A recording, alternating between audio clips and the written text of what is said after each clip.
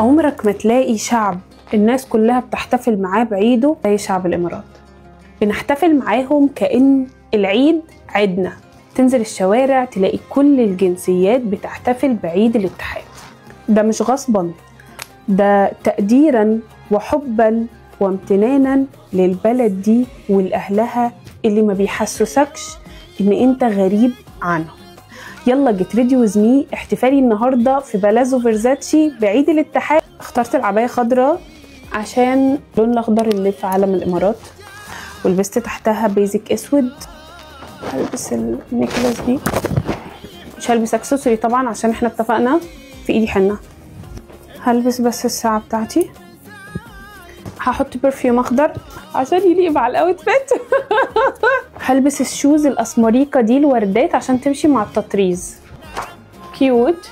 الشنطه دي. يلا فقره التقييم العنيف.